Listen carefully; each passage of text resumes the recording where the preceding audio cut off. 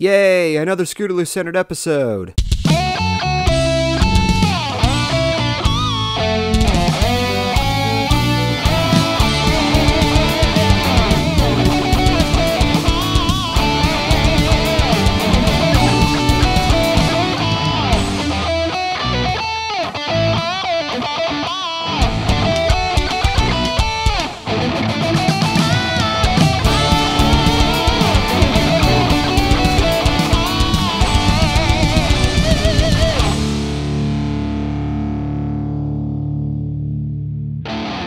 So we're given another episode that centers on Scootaloo. Since Sleepless in Ponyville was an excellent episode of Season 3 for me, it is no surprise at all when I say that my hopes were over the roof on this one.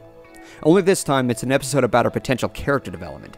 Upon watching it, I immediately loved it. It's kind of no surprise though, since this episode has received a lot of positive reviews.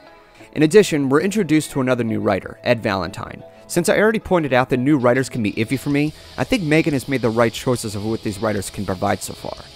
Theoretically though, since we haven't seen all the new writers showing off their episodes. But so far, Ed has provided a lot with this one. We start off with Miss Harshwinning entering the Ponyville classroom about the equestrian games. She announces that a competition is being held for whoever wins gets to carry the flag for Ponyville. In addition, Dash is the coach for the competition since she won the games when she was very young. And considering that Scootaloo has a strong passion for Dash, she and her friends of course participate. In doing so, they successfully prepare and perform their act, impressing her. Unfortunately, while Dash is thoroughly impressed, she's conflicted in trying to control her excitement since she's been lectured by Harshwinning on the level of professionalism, and she has to offer it very well as it depends on Dash's job for the matter. Because of this, she states her view in such an underwhelming tone that it lets down the CMC's confidence a notch. And as if that couldn't get any worse, Diamond Tiara intervenes and torments Scootaloo's flying ability, stating how improperly it represents Pegasi in Ponyville. You're showing all three types of Ponyville ponies, yet you have a Pegasus pony who can't even fly! Well, have fun practicing anyway. Even if your routine will never, how shall I say, take off. She torments a disabled child.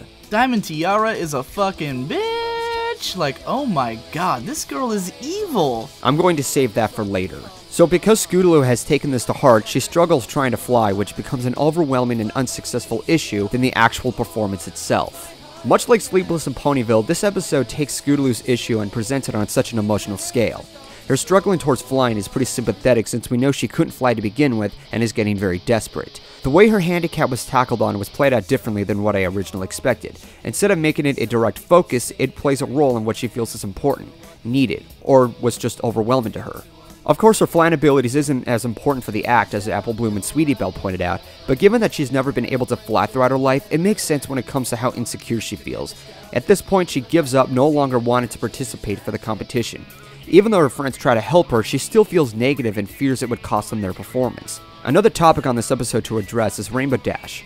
In this subplot, while it feels inconvenient towards Scootaloo, it fits an interesting obstacle for Dash and provides more convenience for Harshwinning and her purpose in the series. And that speaks a lot after games ponies play. In fact, Harshwinning's excitement over the CMC's performance at the end of the episode pays off pretty well on this subplot, knowing that you don't always have to be professional, just be yourself.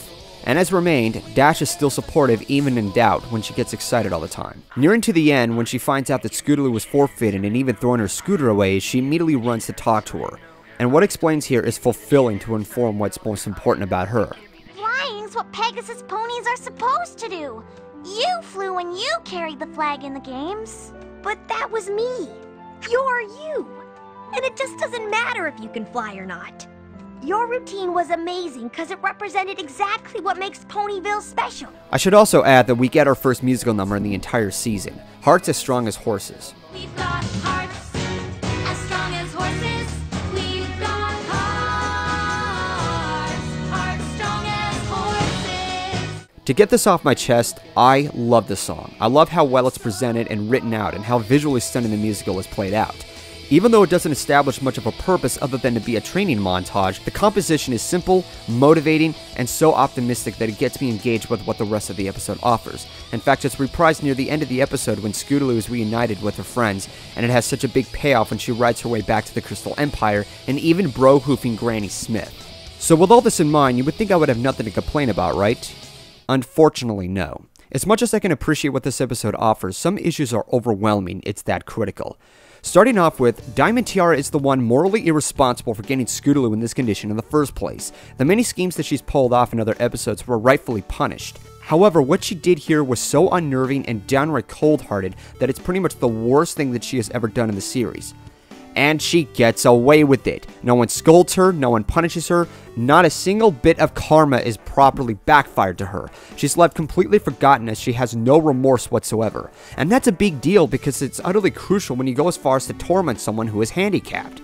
Say what you want about Babseeds and how much a lot of you wanted her punished for tormenting the CMC in one bad apple, but in comparison, she had her reasons and was more dimensional than what Diamond was, so she's a lot more forgivable to me. This episode has no justification on Diamond's actions at this point, and ever since then, she has become my most hated character in the show, period. Yes, I hate her even more than Snips and Snails, Mayor, Flim and Flam, and even Angel Bunny. It's that low.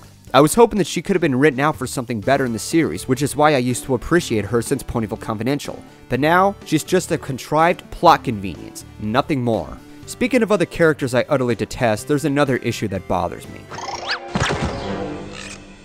Hey! It could happen! Based on what these morons have said, I get the irking feeling that if an episode about the equestrian games were to happen, chances are in all likelihood they would be the cliche underdog winners that the characters underestimate. If that were the case, you're simply rewarding more negative behavior since these two dorks let the Ursa Minor in Ponyville and wreck the town. I seriously hope that these characters are left out. They aren't needed, they aren't wanted, they fail to be the comic relief, forget about them. And lastly, the ending. Just when you think that Scootaloo's going to get her cutie mark. You know what this means, right? What?